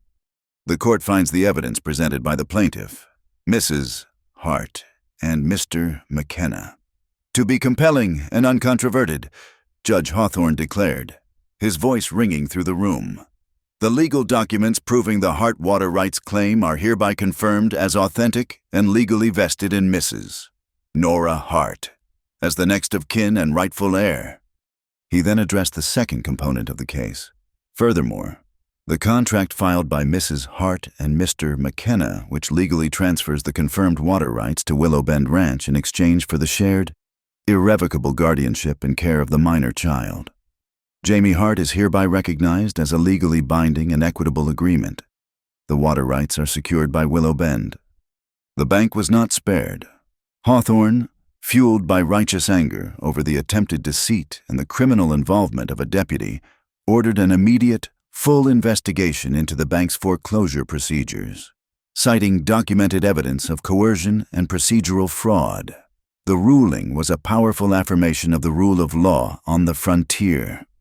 In the midst of the aftermath, with Sloan being roughly escorted out of the courtroom and the bank's lawyers scrambling to pack their now worthless papers, Nora finally allowed herself to tremble. Her face was pale, and her hands, which had been so steady during the testimony, shook uncontrollably. Cole, standing beside her, did not attempt to embrace her or make a grand, public display. He simply reached out and placed his large, warm palm firmly on her shoulder. The pressure was just enough to ground her, enough to tell her that she was safe, and enough to share the incredible, dizzying weight of their combined victory. She leaned into the contact, finding her strength renewed in the steady anchor of his presence. The climax had successfully resolved the social, legal, and criminal conflicts all at once. Justice, imperfect as it might be, had been achieved because they had been brave enough to stand together and insist upon it. The court may have been cold and imposing, but the core of their alliance was warmer than any fire. The ride back to Willow Bend was entirely different from the desperate journey to Cheyenne. The wagon, despite its mismatched wheel, felt light, carrying not the weight of fear and legal peril, but the ballast of vindicated justice. They arrived just as the long, hard winter was grudgingly yielding its grip. The heavy snow that had blanketed the ranch for months was now in full retreat, melting off the slopes and pouring down into the creek beds. Willow Bend Creek, which had been reduced to a trickle during the drought, was now swollen and rushing. The water clear and strong, a powerful symbol of the secure future the court ruling had guaranteed. The recovery was not just physical, but communal. News of the trial, the exposure of Deputy Sloan Avery and the bank's illegal practices spread like wildfire, turning the tide of public opinion. People who had once whispered vicious rumors now rode out to Willow Bend with offerings of peace. Mrs.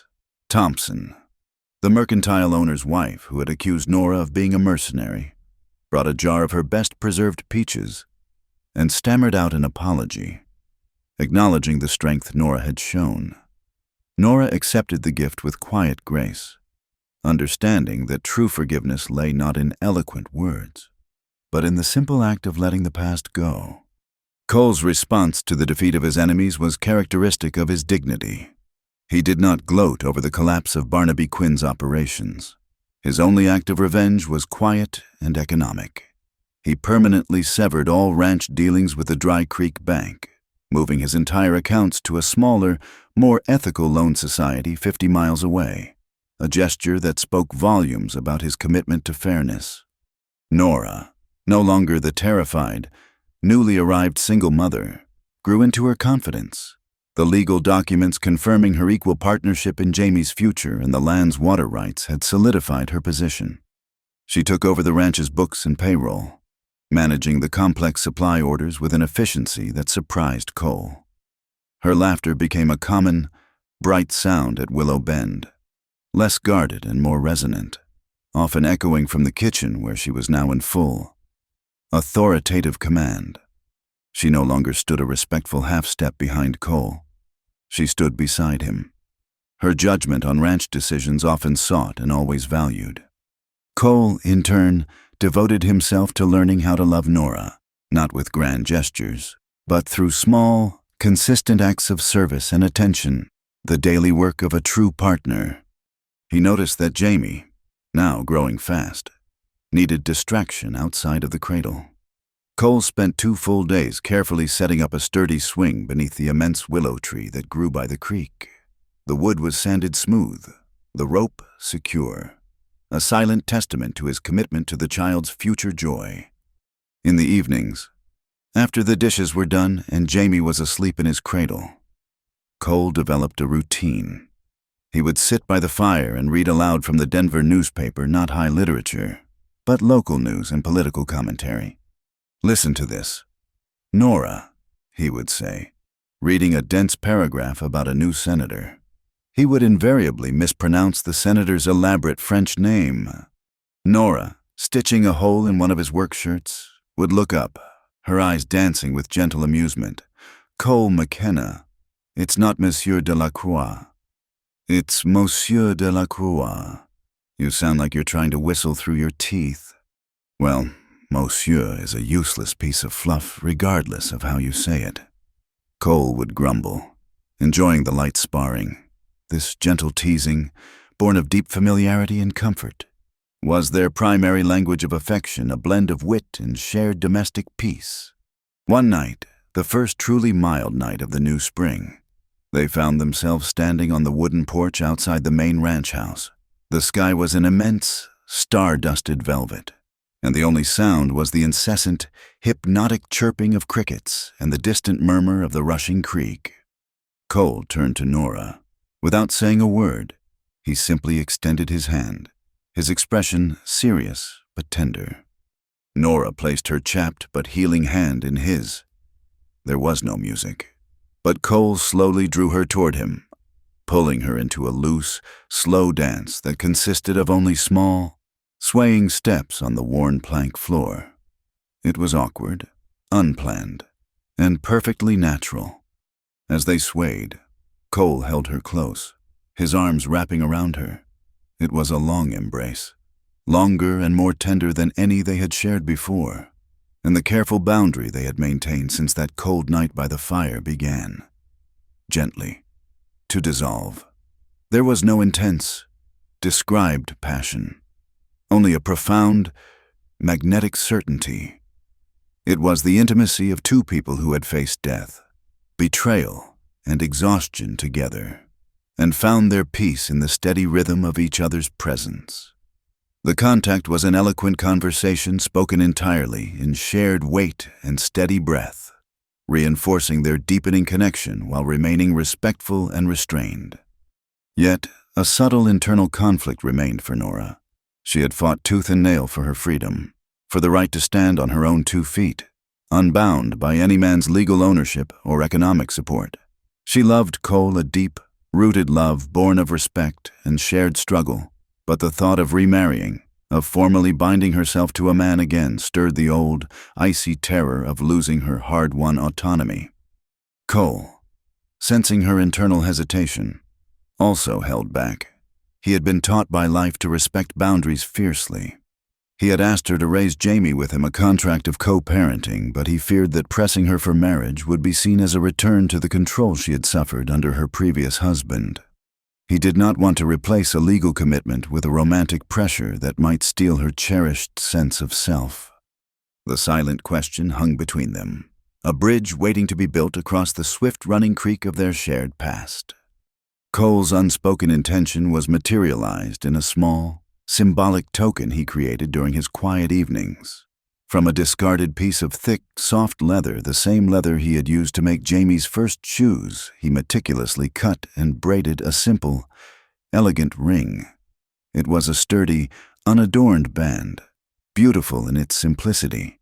He carried it in his vest pocket, the quiet, persistent offering of a man who believed in action over words.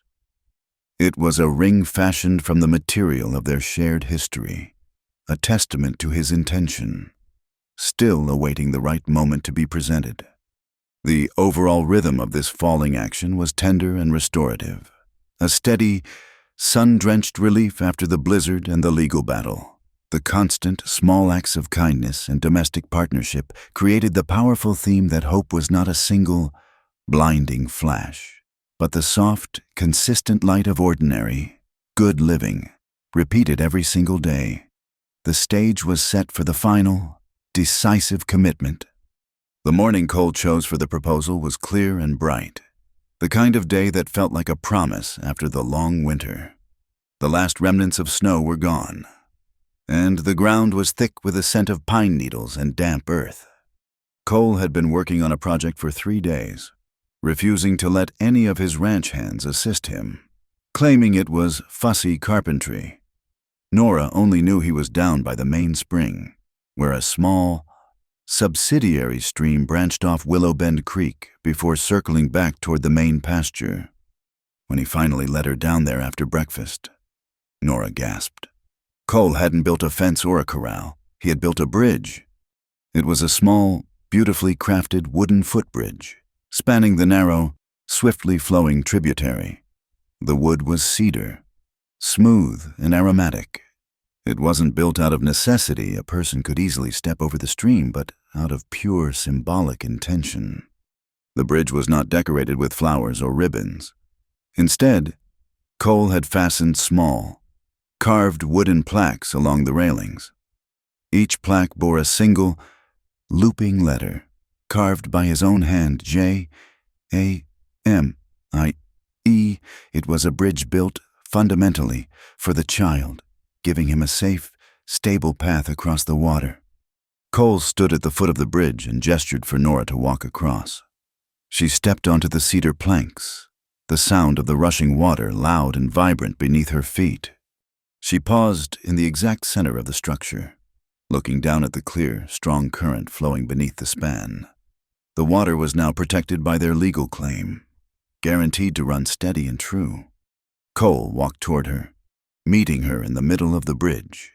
He looked at the water flowing below, then up at Nora, his river-stone eyes deep and steady, devoid of any nervousness or theatricality. He reached into his vest pocket, pulling out the simple leather ring he had meticulously braided from the remnant of Jamie's original saddle cinch strap. "I asked you once if we could raise him together." "Nora," Cole began, his voice low, measured, and full of the history they shared. "That was a contract of survival. It was a partnership based on fear and a fight for water. You signed that contract with your trust and your courage." He stepped closer, closing the small, remaining distance between them. "Today," Cole finished, holding out the leather ring, a humble yet immensely valuable offering. "I ask you to renew that promise. I ask you to make it a choice, not just a necessity. I ask you to cross this bridge with me, into the rest of our lives." He paused, allowing the weight of his question to settle. "Today, I ask to call you my wife." Nora's eyes softened, and a profound sense of peace settled over the last vestiges of her fear. She realized that Cole didn't represent the loss of her freedom. He was the guarantee of it. He was the man who had fought alongside her for her autonomy. A familiar, needed moment of shared humor broke the intense emotion. Nora smiled, the kind of genuine, radiant smile Cole rarely saw, and looked him straight in the eye. "Will you still take the 3 o'clock diaper shift?" "McKenna." Cole's face broke into a wide, honest grin, the deep lines around his eyes crinkling. "I'll take the 3 a.m. shift for the rest of my life." "Nora, I'll take every shift. I'll take every challenge." "Then my answer is yes," Nora said. "Not because I'm afraid, and not because I owe you anything, but because I choose you, every day." Cole slid the simple leather ring onto her finger. It felt secure, solid, and wonderfully real. At that exact moment, a small, delightful sound of pure joy floated down from the pasture. Jamie, crawling nearby on a thick blanket with Mrs. Henderson, heard his mother's voice.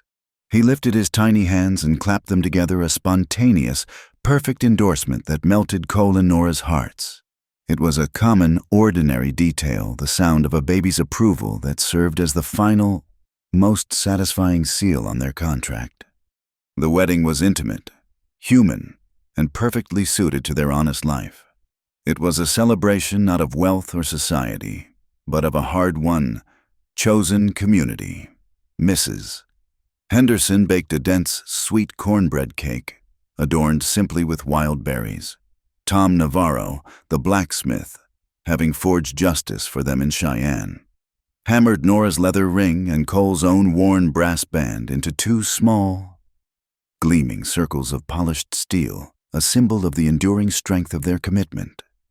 Walks with the Wind and the Lakota Drovers, invited as honored guests, presented Nora with a white, soft deerskin blanket into which they had sewn a single, perfect eagle feather for Jamie, a symbol of honor and protection, emphasizing the deep respect and gratitude that transcended cultural divides. The symbolism of Nora's journey came full circle.